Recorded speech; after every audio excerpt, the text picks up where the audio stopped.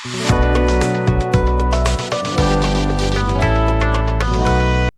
Guys, welcome to my channel. Guys, this is Manjeet and आज के video में हम देखने जा रहे हैं अष्टांग हृदय के 10वें अध्याय रसवैती अध्याय के बारे में। पिछले वीडियो में हम लोग 9वां अध्याय द्रव्यादि विज्ञानी अध्याय देखा था, जिसमें हम द्रव्य, रस, वीर, विपाक, गुण आदि के बारे में देखा था। आज हम देखेंगे रस के भेद के बारे में, कौन कौन से रस होते हैं, उनके शरीर पे क्या प्रभाव रहते हैं, उनके अति मात्रा या फिर अल्प मात्रा सेवन से क्या क्या रोग, विकार या फिर दुष्टि उत्पन्न होते हैं शरीर में। ठीक है, तो चलिए स्टार्ट करते हैं। सबसे पहले देखते हैं कि जो मधुर आदि रस हैं, उनकी रसों की उत्पत्ति शरीर में किस प्रकार होते हैं, कौन कौन से महाभूत उनके रसों की उत्पत्ति में कारण होते हैं। ठीक है, तो जो दो दो महाभूतों की प्रधानता के कारण मधुर आदि रसों की उत्पत्ति होती है।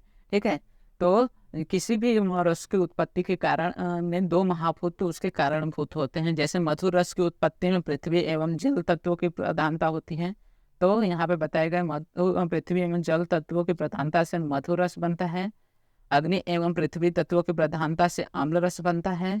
जल एवं अग्नि की प्रधानता से लवण रस बनता है। आकाश एवं वायु की तत्वों की प्रधानता से तिक्त रस, अग्नि एवं वायु की तत्वों की प्रधानता से कटु रस और पृथ्वी एवं वायु तत्वों की प्रधानता से कषाय रस। इस तरह से षड रसों की उत्पत्ति देखने को मिलती है। मतलब प्रत्येक रसों में दो दो महाभूत की प्रधानता होने के कारण ही उस रस की उत्पत्ति होती है।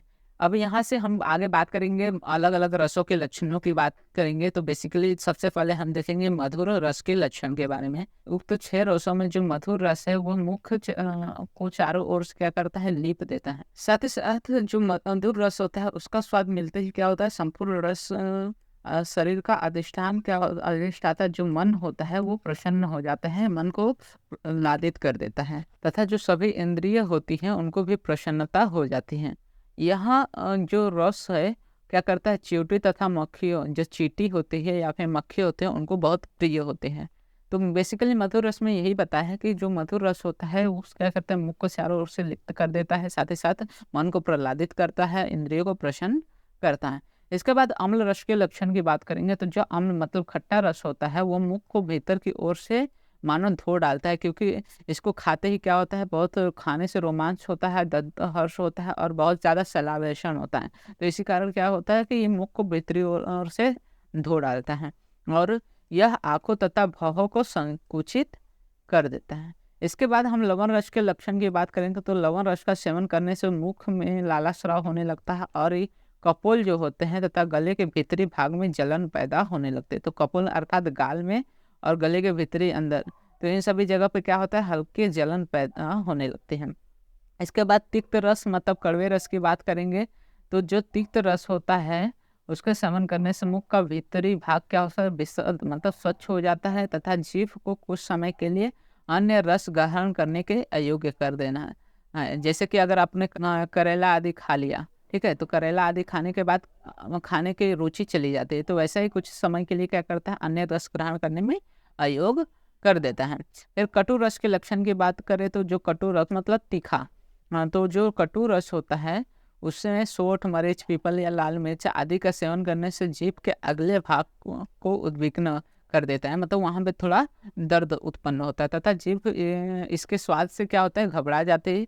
इससे जीभ में चिमचिमाहट होने लगती है और इसका सेवन करने से आँख, नाक तथा मुख से स्राव उत्पन्न हो लगता है और कपोलों में भी दाह उत्पन्न होने लगता है। अब कषाय रस के लक्षण की बात करें तो जो कषाय रस, इसमें हरितकी, आंवला आदि का सेवन करने पर जब जीभ को क्या कर देता है, जड़ कर देता है, स्तंभित कर देता है और कंठ के स्रोतों को अवरुद्ध कर देता है और इसमें क्या करता है, एक प्रकार की ऐंठन को पैदा कर देता है।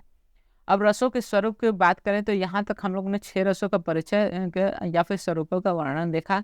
अब रसों के कर्म देखेंगे तो आगे हम देखेंगे कि रस के क्या कर्म होते हैं। ठीक है, तो सबसे पहले मधुर रस के कर्म की बात करें तो जो मधुर रस होता है वो माता के दूध के रूप में जन्म काल से ही क्या होता है, साथ में होता है शरीर को, और साथ में होने के कारण क्या करता है, रस आदि धातुओं को अत्यंत बलदायक होता है। यह बाल, वृद्ध, छत, वर्ण, केश, इंद्रिय तथा ओजस के लिए अत्यधिक हितकारी होता है। साथ ही साथ ये क्या करता है, शरीर को पुष्ट करता है, स्वर यंत्र के लिए, लारिंक्स के लिए हितकर होता है, दूध को बढ़ाता है मतलब स्तन्यकर है, टूटी अस्थियों को जोड़ता है अर्थात संधान कर है, एवं मध्य संधान कर भी है।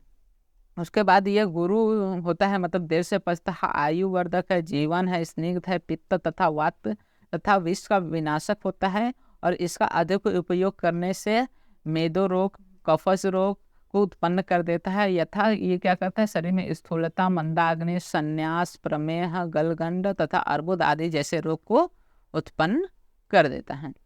अब आगे हम अम्ल रस के कर्मों की बात करेंगे। तो अम्ल रस का सेवन करने से अग्निवर्धक हो जाता है, ये स्निग्ध होता है, हृदय के लिए हितकर होता है, पाचनीय होता है, रोचनीय होता है, उष्ण वीर स्पर्श में शीत स्पर्श वाला होता है, प्रेरणन, क्लेदकारक तथा लघुपाकी होता है। यह कफ, पित्त तथा रक्त वर्धक है, प्रतिलोम या मूढ़ वात दोष का अनुलोमन करता है। इसका अधिक सेवन करने से शरीर में शिथिलता, तिमिर नामक नेत्र रोग, चक्करों का आना, खुजली, पांडु रोग, विसर्प, शोफ, विस्फोट तथा प्यास का लगना तथा ज्वर रोग आदि उत्पन्न होता है। आगे हम लवण रस के कर्म की बात करें तो लवण रस के सेवन से शरीर में या फिर जो मुख का क्षेत्र है वहाँ पे जकड़न आ जाती है, संघात बंद हो जाता है, विद्मापक हो जाता है अर्थात विनाशक होता है ये। साथ ही साथ यह अग्नि को प्रीति करने वाला होता है। यह स्नेहन, स्वेदन, तीक्ष्ण गुण युक्त वाला होता है, रुचिकर होता है, मतलब खाने में रुचि बढ़ाता है, मांस का छेदक होता है एवं मल का भेदक होता है। इससे अधिक खाने से वात, रक्त, खलती तथा पलित नामक कपाल रोगों, खलती मतलब बाल झड़ने लगते हैं, बाल पकने लगते हैं, पलती मतलब पलित मतलब बाल गिरने लगते हैं, ये सभी रोगों के देखने को मिलता है। साथ ही साथ प्यास, कुष्ठ, विष, विषर्प रोग आदि पैदा हो जाते हैं और बल को ये छीन कर देता है।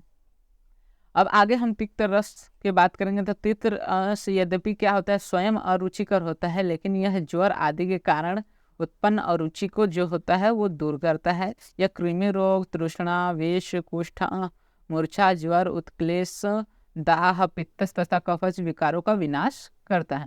साथ ही साथ यह क्लेद, मेदस, वशा, पुरीश और मूत्र को सुखाता है। ये पाक में लघु होता है, बुद्धिवर्धक होता है, सिद्धवीर्य होता है, रुक्ष दूध को शुद्ध करने वाला होता है और गले के विकारों का शोधक होता है। इसका अधिक सेवन करने से धातु क्षय, वात व्याधियों की उत्पत्ति हो जाती है।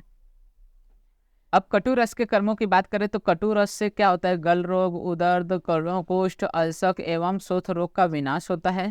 साथ ही साथ यह व्रण शोथ की कठोरता को शिथिल कर देता, स्नेह, मेदस एवं क्लेत को सुखाने का कार्य करता है और यह जाठरा अग्नि को प्रदीप्त करता है।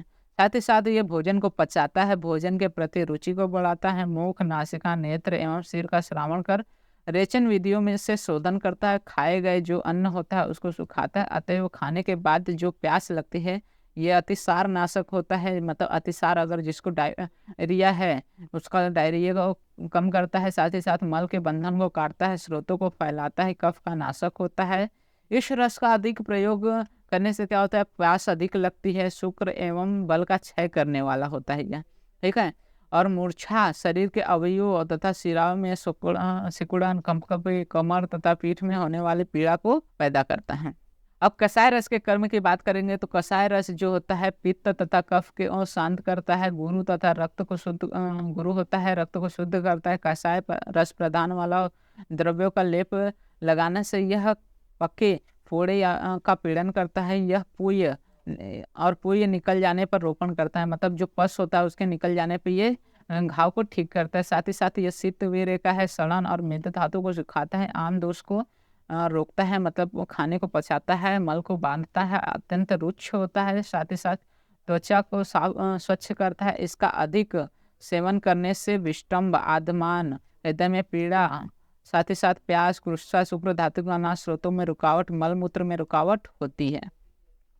अब मधुर स्कंद मतलब मधुर रस वाले कुछ द्रव्यों की बात करेंगे तो इसमें घृत हो गया, सोना, गुड़, अखरोट आदि जो द्रव्य आते हैं विकारेंद्र जिनका खाने पे मधुर रस उत्पन्न होता है उन्हें मधुर स्कंद के द्रव्य कहे जाते हैं। उसी प्रकार अम्ल स्कंद में इसमें आंवला, इमली, मातुलिंग मतलब अम्लवेत आदि जो अम्ल रस वाले पदार्थ होते हैं वो सभी अम्ल स्कंद में आते हैं। उसी प्रकार लवण स्कंद में जो 5 प्रकार के नमक है, साथ ही साथ 500 आदि जो नमक आते हैं वो सभी लवण स्कंद के द्रव्य माने जाते हैं। तिक्त स्कंद के द्रव्य में बेसिकली तिक्त जो कड़वा द्रव्य होते हैं वो सभी आ जाते हैं इसमें आपके तिक्त स्कंद में। उसी प्रकार कटु स्कंद के द्रव्य में सभी तीखे द्रव्य आ जाते हैं। और कसाय स्कंद के द्रव्य में जो हरण, वहेड़ा, शिखर आदि जो कसाय रस वाले द्रव्य हैं, ये सभी कसाय रस के स्कंद में आ जाते हैं। तो बेसिकली ये जो स्कंद वाला सेक्शन है उसमें आपको बस द्रव्यों के नाम ही स्मरण करने हैं। अब मधुर रस का विशिष्ट वर्णन देखते हैं कि मधुर रस किस प्रकार उपयोगी है। तो प्रायः जो सभी मधुर रस वाले द्रव्य होते हैं वो क्या होते हैं, कफ कारक होते हैं।